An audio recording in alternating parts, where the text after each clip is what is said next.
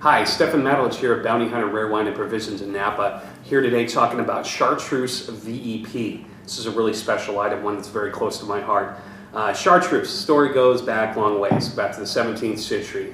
Since then, the Chartreuse monks came up with this recipe, making a special elixir.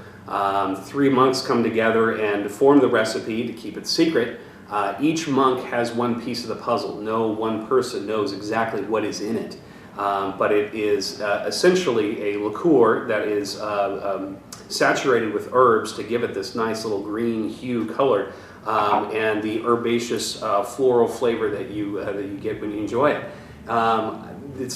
That's Chartreuse in a nutshell. There's two forms. There's green and yellow. The flavors are different in both. The yellow tends to be more honeyed, whereas the green is obviously more vegetal and herbaceous. My style, what I prefer is the green. It's a little bit more intense, a little bit more true to form. The yellow tends to be a little sweet for my taste, but both are equally as good.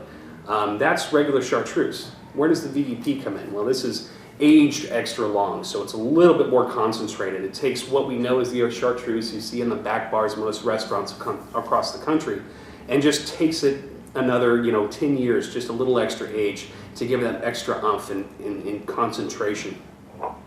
As you can see by the color, it's obviously something that looks almost a little alien. You're a little afraid to put your nose into it, but be a little timid at first. This is about 55 proof, so it's intense alcohol to this. So you just want to approach it a little bit to just kind of get your first nose at it, but immediately you're seduced with all these great, intense aromatics and just lusciousness that comes out of it that just immediately gets you intrigued, and then you get into the first sip.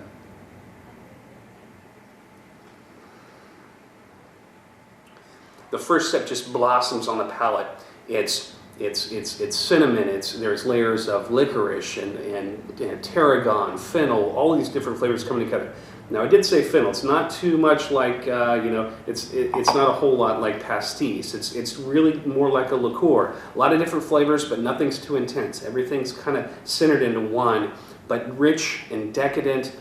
This is perfect for at the end of a dinner by itself as a digestif, or sort of a dessert by itself, or with a cigar. I enjoy this a lot of times with a cigar. It's a fine companion.